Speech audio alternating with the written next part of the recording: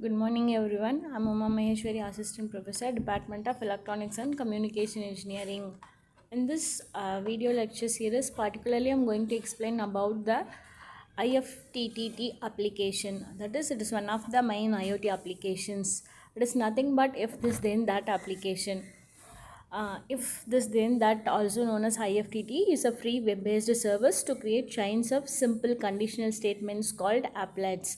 And applets are triggered by changes that occurs within other web services such as Gmail, Facebook, Telegram, Instagram, or Pinterest. For example, an applet may send an email message if the user tweets using a hashtag or copy a photo on a Facebook to a users achieve if someone tags that particular user in a photo. All of the functionalities of the do suite of apps have since been integrated into a redesigned IFTT app. Setting up the IFTT application first requires logging in, after which we need to create an applet, and then the trigger. Here we select Google Assistant, and then we will type in the commands to which the Google Assistant should respond, and to this command it should control the appliance or relay associated with it. Then we have to click that and then select webhooks and click connect.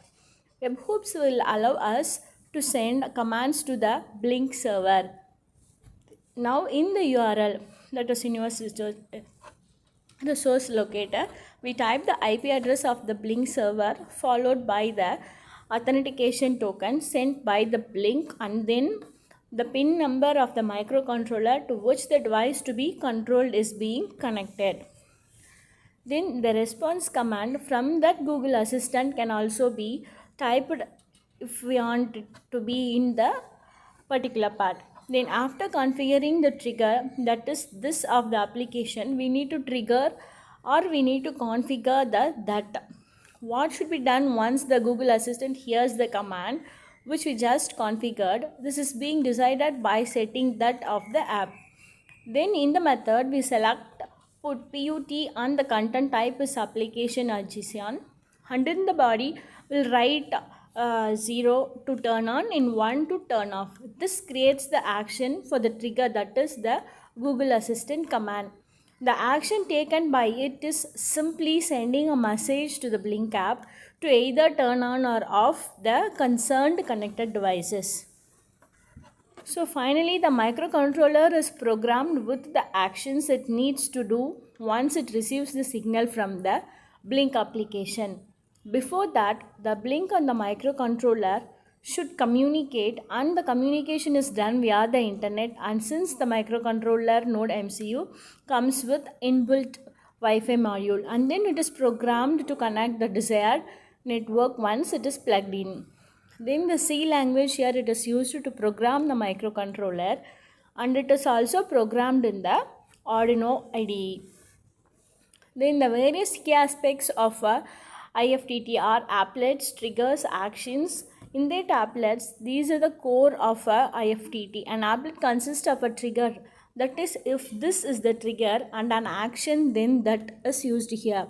For example, you could create an applet that sends you a notification then that every time someone tags you in a photo on Facebook, we'll use if this. Then trigger, there are the events that start an applet. A trigger can be anything from receiving an email, a specific weather condition, or a new tweet, or even a location change. Actions, the third one is actions. These are the outcomes that occurs when a trigger event happens. Actions can include things like sending a text message, posting a tweet, or turning on a smart light, or creating a new note. Then the next aspect is services. In this, it connects with a wide range of services and devices. This includes social media platforms, email services, smart home devices, and more. Some examples are Twitter, Dropbox, Google Assistant, Amazon Alexa, Philips Hue, and many others. Then the next one is custom applets.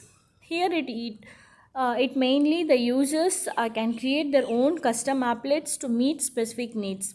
This involves selecting a trigger and then defining the action that should occur when the trigger is activated.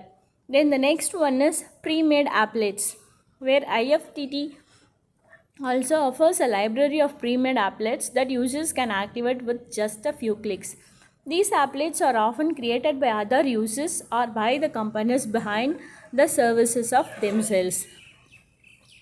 This is the example where automatically will save the email attachments to a cloud storage service like a Google Drive or the Dropbox. Then we'll get a weather forecast delivered to your phone every monitoring. Then we have to turn on the smart lights when we arrive the home. This is how it works. First we have to create, then define the action, then customize, and we have to improve the efficiency of it. The assessment here. Thank you.